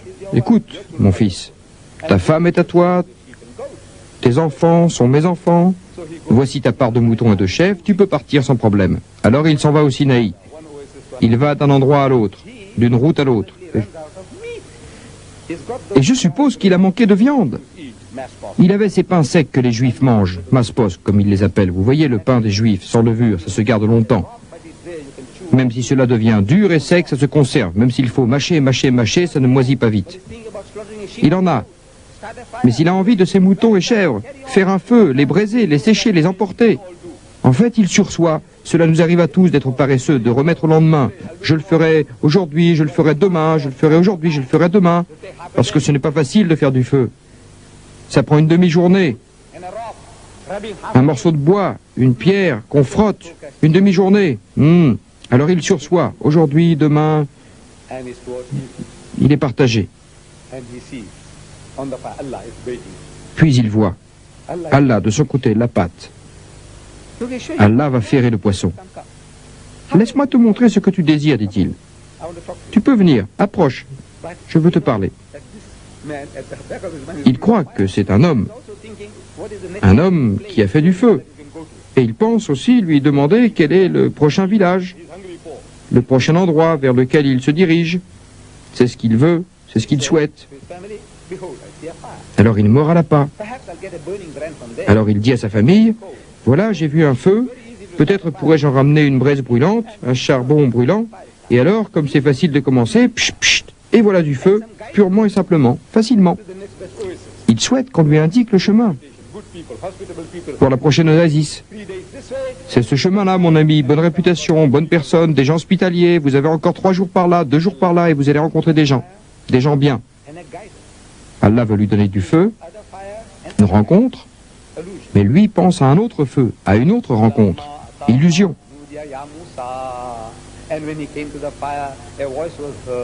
Et quand il s'approcha du feu, on l'appela « Oh Moïse, je suis ton Seigneur, ôte tes chaussures. » Car tu es dans la vallée sacrée de Toa. 4 versets pour décrire la scène, un miracle de journalisme. Comme ça attire les gens. Vous écoutez le message, la fichette. T'est-il parvenu l'histoire de Moïse et l'allusion au feu, le feu qui brûle dans le cœur des hommes depuis 3000 ans? Un guide, oui, guide l'humanité depuis des milliers d'années. Allah, c'est le miracle des miracles. Maintenant, pour nous, que représente ce livre? Ce livre est la parole de Dieu. Nous n'en doutons pas. Et Dieu le Très-Haut lance un défi à l'humanité, aux gens qui sont sceptiques, qui ne croient pas. Dit, si les humains et les génies s'unissaient les uns aux autres pour apporter quelque chose de semblable à ce Coran, ils n'apporteraient pas son pareil, même s'ils se soutenaient mutuellement. Vous ne serez jamais capable de produire quelque chose comme ce Coran, même si vous vous entraidez. C'est un livre. Dieu a dit, c'est mon livre. Qu'est-ce que cela veut dire pour nous? Cela veut dire que ce livre est le guide éternel pour vous et pour moi, pour l'ensemble de l'humanité. C'est la solution au problème de l'humanité. Mais nous sommes tous assis sur ce livre comme un cobra sur un pilotis. Nous l'étudions tous par cœur, nous le lisons, nous le récitons pour nous purifier, pour sawab, sawab, sawab, les récompenses, les récompenses. C'est du Coran que vous tirez votre sawab. Il n'y a pas de doute à ce sujet. Le prophète Mohammed, que les bénédictions et la paix de Dieu soient sur lui, a dit que quand vous récitez le Coran et que vous dites Alif Lam Mim, vous savez que Alif Lam Mim, ce n'est pas un mot, ce sont 3 lettres. Alif Lam Mim. Quand vous dites Alif Lam Mim, a-t-il dit que vous recevez 10, 10 et 10 sawab? C'est 10 récompenses. Quand je récite, je les reçois toutes. Et vous qui écoutez, vous les recevez aussi. En disant Alif Lam Mim, j'en ai 30, 10, 10 et 10. Vous le dites 100 fois, les 100 fois 10. Vous les avez si facilement. Je le crois volontiers. Sawab pour cela. Des récompenses pour cela. C'est du bénéfice. Mais est-ce là le but du Coran? Juste des récompenses faciles à obtenir? Vous pouvez recevoir la récompense d'1 million. C'est du 10 contre 1. Voulez-vous faire une bonne affaire? Du 10 contre 1, ou même 1 million contre 1. C'est un gain extraordinaire. J'aime faire des affaires avec Dieu. J'aime faire des affaires avec lui, faire une vente extraordinaire. Je ne veux pas de ces 10, 10 et 10. On les a déjà, les 10, 10 et 10. Vous les aurez, de toute façon. Moi, je fais des affaires. Il est mon Seigneur.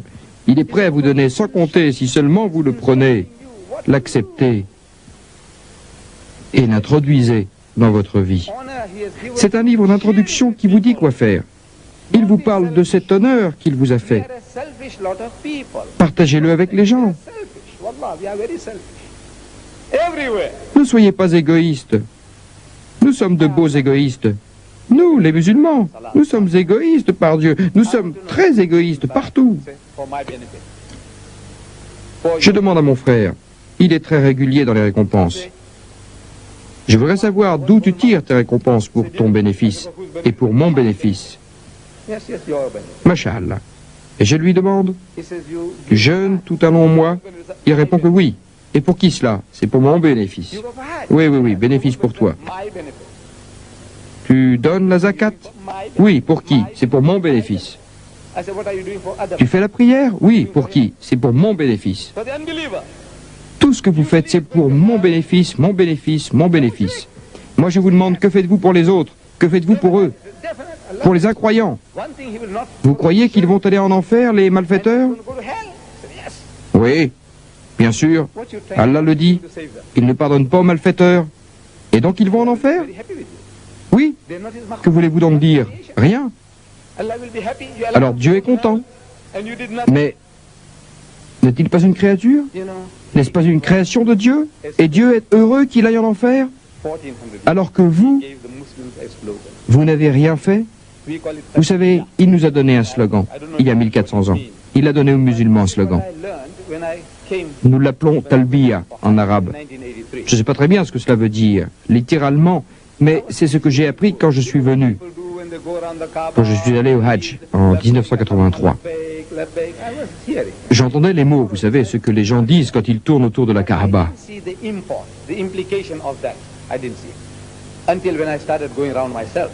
J'ai appris ça, mais je ne voyais pas ce que cela impliquait. Je ne le voyais pas.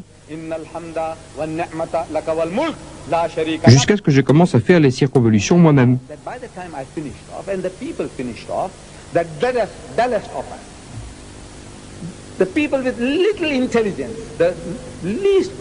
Et j'ai découvert, quand j'ai eu fini, quand les gens ont eu fini, que le plus petit d'entre nous, le moins intelligent parmi nous, quand il a terminé,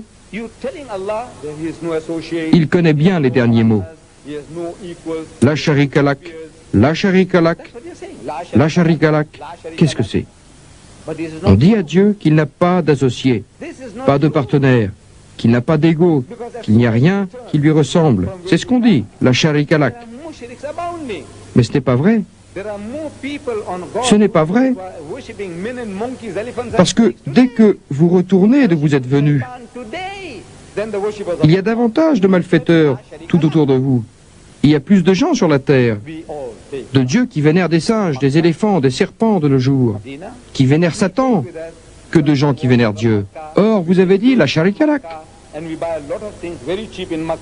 Nous emportons tous quelque chose de la Mecque et de Médine.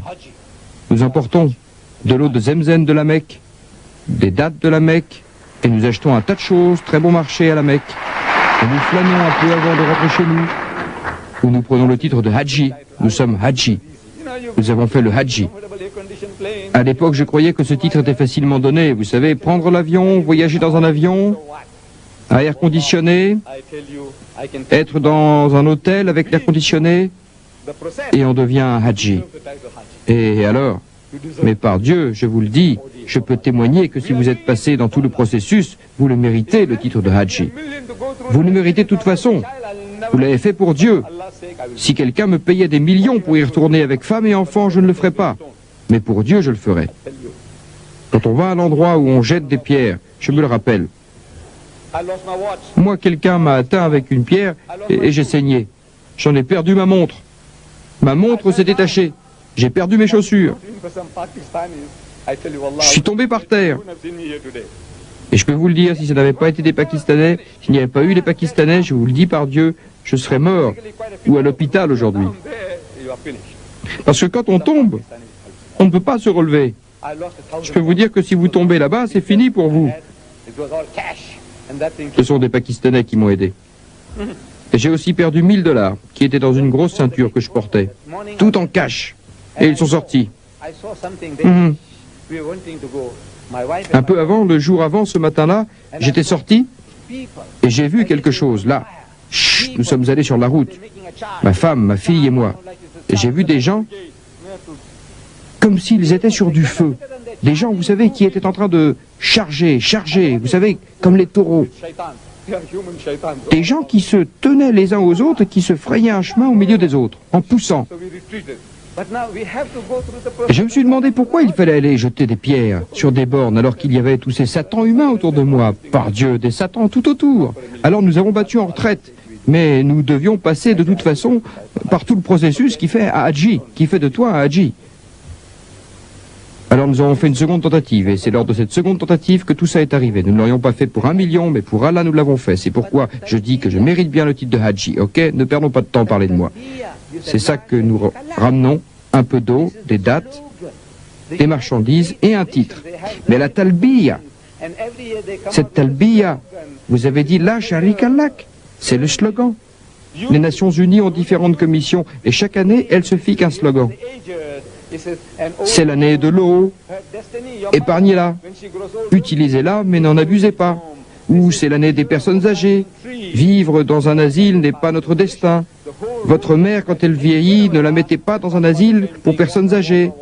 C'est l'année de l'arbre, chaque fois qu'il propose une résolution aux Nations Unies, tout le monde, où qu'il soit, parle de la même chose. L'eau, l'eau, l'eau, les arbres, les arbres, les arbres, les gens âgés. C'est le propre des slogans. Mettez-les en exécution. Depuis 1400 ans, nous crions « La Sharika Lak, la Sharika Lak ».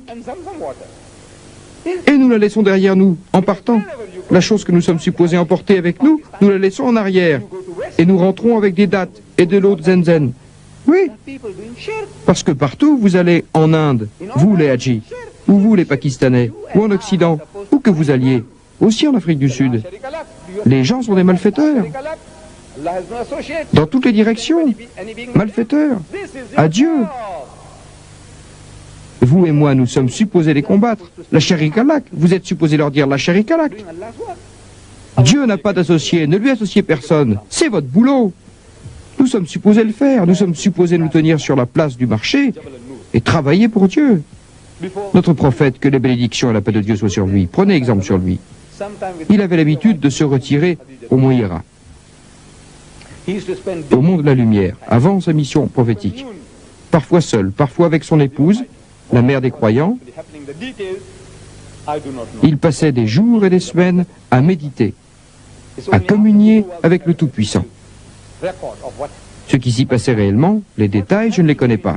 Je ne connais pas les détails de son expérience vécue. Ce n'est qu'après qu'il a commencé sa mission prophétique que nous avons des détails. Ce n'est qu'après sa nubuwa que nous avons des détails. Mais ce qui s'est passé entre lui et son Seigneur, je ne sais pas. Quoi qu'il en soit, le 27 Ramadan, ne commencez pas à me questionner concernant le 27, c'est la date généralement acceptée, le 27 Ramadan, alors qu'il avait 40 ans, Dieu lui a envoyé son ange, lui a envoyé Djibril. Et à cette occasion, il lui a commandé dans sa langue maternelle, Igra, c'est-à-dire lis, ou récite, ou répète. Mais notre prophète, que les bénédictions et la paix de Dieu soient sur lui, est un illettré. Et il répond en disant, c'est un témoignage du fait qu'il ne savait pas lire. Il dit, je ne suis pas instruit. Alors l'ange de Dieu lui commande une seconde fois de lire, Igra, à nouveau, et il plaide. Il est terrifié. La troisième fois, l'ange de Dieu dit, lis au nom de ton Seigneur qui t'a créé. Parce qu'en arabe, ce mot Igra veut dire, ce que tu dois faire est de répéter. On t'a dit Igra, il faut le comprendre comme lire, réciter, répéter. Et il répète les mots. Lis au nom de ton Seigneur ou de celui qui prend soin de toi, qui a créé l'être humain d'un caillot de sang. Il dit, lis et ton Seigneur est plein de générosité. Il dit, lui qui a enseigné l'usage de la plume. Et il dit, sweating all over. dit qu'il a enseigné à l'être humain ce qu'il ne savait pas. His dear wife, Umm Khadijatul Et Kubra, dès que l'ange est says, parti, cover me up, cover me up. il reste terrifié, When he gets out, transpirant de partout. Il court à la maison, à 5 kilomètres au sud, but retrouve la mère des croyants, he didn't go back to the mountain. Khadija, et lui dit « Couvre-moi, couvre-moi ». This is his example. He didn't go Quand back il revient à lui, il lui explique ce qu'il a vu, ce qu'il a entendu. to the Ghar Hira, Mount Jabal an-Nur. Finish. Mais à partir de ce jour-là, il n'est plus retourné à la montagne. Voilà son exemple. Il n'y est plus jamais retourné. Non, fini. He's accosting people. Le mont Hira, fini. Qu'est-ce que cela veut dire? Where you come from? He said, Yaman. Il est sur la place du marché, Revealed to me that he's but one Allah. il est dans le bazar, dans le souk. Que fait-il? Another man. Il aborde les gens. Where you come from? He said, Yathrib, wal Madinah. Ah, salam alaikum. Revealed to me Wa alaykum al-salam. D'où venez-vous? like a madman. Du Yémen. Il dit, vous savez, Allah m'a révélé qu'il n'y a qu'un seul Dieu et que je suis son messager. Testify. Un autre homme vient. Rahmati rabbika bi majnun. Salam alaikum. D'où êtes-vous? Il répond, de Yatib, l'ancien nom de Médine. Il dit, Allah m'a révélé qu'il n'y a qu'un seul Dieu et que je suis son messager. Et vous savez, il l'appelait This is where you and I Majnoun. Et Allah a dû témoigner. lakum fi rasulillahi uswatun hasana. Par la grâce de Dieu, votre compagnon n'est pas fou ni possédé. This is the example he set us. You and I Il le croyait fou, stand in the marketplace mais il faisait son boulot, son œuvre. proclaiming the unity C'est ce que vous et moi sommes supposés faire. abounding. Dieu dit, Call them. He said, Rama is God, is a Lashari. et certainement dans le messager de Dieu, il y a pour vous le meilleur exemple. God is a Lashari. A Lashari. Voilà l'exemple qu'il a laissé. Vous et moi, nous sommes supposés nous tenir sur la place du marché et proclamer l'unicité de Dieu. I know you are terrified. Tous les malfaiteurs qui m'entourent et qui vous entourent, appelez-les, dites « Oh mon Dieu, la Sharika Lak ». Aux chrétiens autour de vous, dites « Oh mon Dieu, la Sharika Lak ». Aux juifs autour de vous, dites « La Sharika Lak ». Aux bouddhistes autour de vous, dites « La Sharika Lak ». C'est votre boulot, mon boulot, mais je sais que ça vous terrifie. Nobody will hurt you physically. Vous êtes terrifiés. Then what I we have Moi aussi, je vous le dis. C'est effrayant. of ridicule Vous savez, de nos jours, on ne vous jettera pas des pierres. of his rocker. Par Dieu, si vous le faisiez, personne ne vous ferait du mal, ne vous crucifierait. Dr. Billah is mad. Yes, Alors, de quoi avons-nous peur? Du ridicule. we are terrified. Du qu'en dira-t-on? Maybe you had Qu'est-ce que les gens vont dire? Ils vont dire que Didat devient gâteux. taken some drugs. Il est fait pétrifié à cette idée. Moi je vous dis, vous savez, il y a une autre façon de faire. Vous pouvez vous sortir de cette difficulté, nous l'avons découvert. Shouting. On dit que la nécessité est la mère de l'invention. La nécessité. Vous voulez faire quelque chose? You know, there is another. Alors trouvez le moyen d'agir. Vous savez, je ne sais pas me tenir sur la place du marché. The mother of invention. Necessary. Je l'ai presque fait à Mouassa, You want to do something? à un endroit appelé Mambertayari. Les gens qui connaissent Mombasa le connaissent. You know, Il y a là un arrêt de bus. J'ai fait savoir que j'étais là, à l'arrêt de bus, sur un tambour. Je suis monté sur le tambour at a place et j'ai commencé une conférence. people who know. Il y a eu des gens qui étaient d'accord et qui m'ont encouragé. I went and delivered lectures in the Mais à Durban, je n'ose pas. in the bus stop. À Londres, je n'ose pas le faire. Stood on a drum and with a Je l'ai fait là-bas parce que tout le monde était fou, comme moi. Alors ça n'avait pas d'importance. encourage me. But in Durban, J'ai dit que la seconde chose, I can't. In London, la nécessité est la mère de l'invention. I did. Nous avons inventé une idée. Everybody was mad. Like De nos jours, it didn't matter. nous savons capturer I said the second. les bons génies. I said necessary. Dans l'ancien temps, on parlait des djinns. We invent. Ce sont des êtres qu'on peut appeler He said, et à qui on demande de faire des choses. we are able. Comme Aladdin et la lampe merveilleuse. Vous frottez la lampe et les djinns viennent vous demander ce qu'ils peuvent faire pour vous. Jinn. You know the old. Les djinns modernes qui sont dans votre contrôle, ces djinns qui obéissent, ce sont les stations de télévision, de radio Like et les écrans vidéo. lamp. You rub the lamp and the jinn C'est comes ça. and you tell him what to do for you. Les djinns sous votre contrôle, You know this jinn. je peux les utiliser. Et vous aussi. Jinn. Regardez, c'est si facile. Regardez à Durban, dans ce pays, Monitor. l'Afrique du Sud. VCR. Vous savez, le pays de l'apartheid. Control. Un pays raciste, très oppresseur. Le monde entier le trouve dégoûtant. Cette nation est dégoûtante. Ma nation est dégoûtante. In Durban, Mais cette nation me donne cette liberté. South Africa, you know the land of apartheid. Regardez, A race elle me donne cette liberté. very oppressive. The whole world Dans les rues, dans les magasins, dans les bazars. thinking. Regardez ce que je fais. Think. Je mets un écran vidéo à la fenêtre.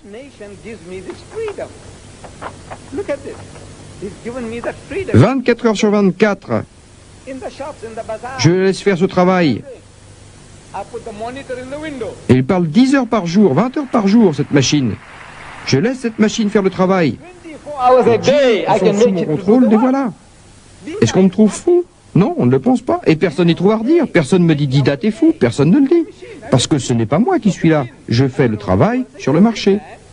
Ça, c'est à l'extérieur. C'est à l'extérieur parce que à l'intérieur, tout est plein. Voici une autre photo. À l'extérieur, les musulmans et non-musulmans écoutent le message que j'ai enregistré. Et ils écoutent le message. À l'intérieur de la boutique,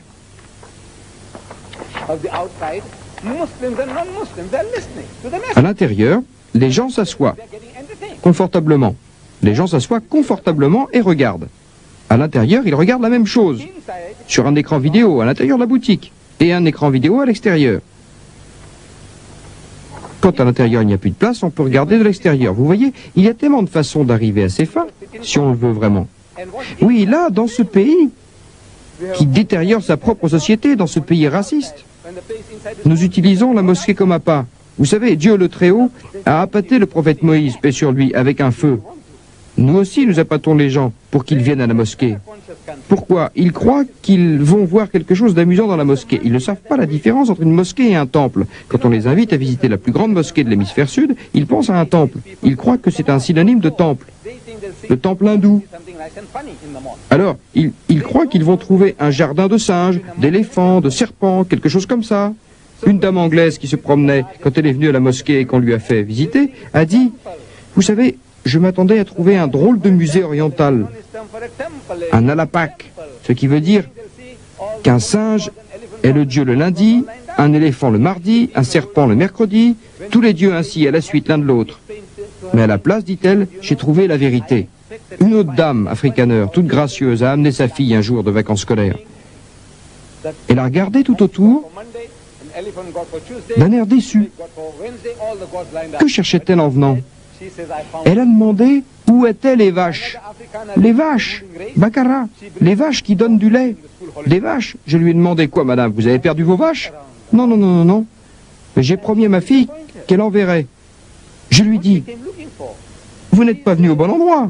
Elle dit, mais je lui avais promis. Je dis, madame, est-ce ma faute si vous lui avez promis de lui montrer des vaches dans une mosquée? J'ai dit, non, non, non, non, vous pouvez voir des vaches. Mon propre peuple, mon propre peuple. Par Dieu, c'est bien mon peuple. J'ai dit, suivez la route, à quelques kilomètres de la mosquée. Suivez la route, il y a le plus grand temple d'Afrique du Sud. Et vous y verrez tout ce que vous voulez voir. Des vaches, des singes, des éléphants, des serpents, tout. C'est mon peuple. Ils me ressemblent. Nous parlons la même langue. Ils ont le même nom que moi.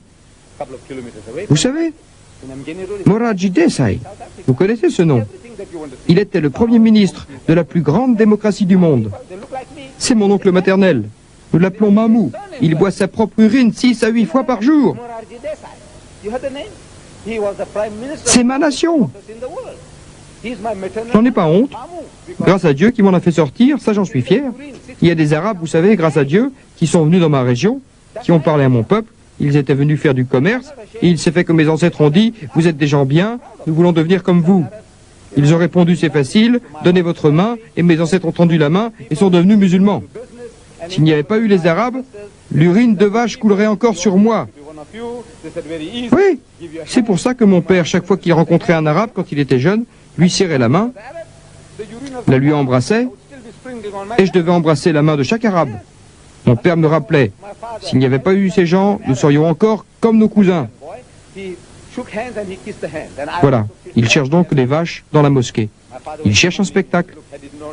C'est une occasion à saisir. Grâce à Dieu, c'est une bonne occasion pour leur expliquer. Il n'y a pas de meilleur endroit pour transmettre le message qu'à la mosquée. C'est pour cela que nous faisons de la mosquée une attraction. Et alors, un Africain, un homme qui est méprisé en Afrique du Sud, le plus oublié des êtres, au bas de l'échelle, en Afrique du Sud, cet Africain parle aux enfants européens, blancs, juifs et chrétiens. Il leur parle de l'unicité de Dieu. Vous savez, ils ne sont pas venus pour ça, pour une leçon de théologie. Ils sont venus là pour s'amuser, avec une connaissance superficielle de l'islam. Et nous faisons notre boulot. Si vous voulez faire du boulot, par Dieu, je vous le dis, il y a de multiples possibilités. C'est à vous de le faire, chers frères et sœurs, et nous avons besoin de votre aide pour mener l'action à bien. Commencez à ouvrir votre bouche, partagez le savoir que Dieu vous a donné, et en cela, il n'y a pas besoin d'être un expert. Si vous connaissez un seul fait concernant le prophète, paix et bénédiction de Dieu sur lui, et il le dit lui-même, transmettez le message le concernant. Même si vous ne connaissez qu'un verset, qu'une seule chose, transmettez-la. Parlez seulement de cette chose. Parlez, parlez, parlez. Et Allah vous donnera plus. C'est le secret de l'apprentissage. Donnez ce que vous avez, et Allah vous en rendra l'équivalent et plus. Sur ces mots, Monsieur le Président et mes chers frères et sœurs, je suis très reconnaissant au département de l'information de m'avoir donné cette merveilleuse opportunité de venir vous parler. En fait, je viens dans cette partie du monde pour remercier ceux qui m'ont aidé, m'ont projeté vers l'Amérique, m'ont propulsé en Amérique, pour mener la bataille contre ce géant Goliath, Jimmy Swaggart. Je suis venu... Jimmy Swaggart, I had come along. C'était la vraie raison de ma venue dans cette partie du monde. Mais dès que je rentrerai, je cesserai toute activité. Parce que dès que je vais quelque part, vous savez comment c'est. Monsieur Didat, nous vous voulons à la radio. Monsieur Didat, vous allez faire une télé. Monsieur Didat, venez nous parler. Ce sont mes principales occupations. Je n'y peux rien. Mais à partir de maintenant, je dois planifier.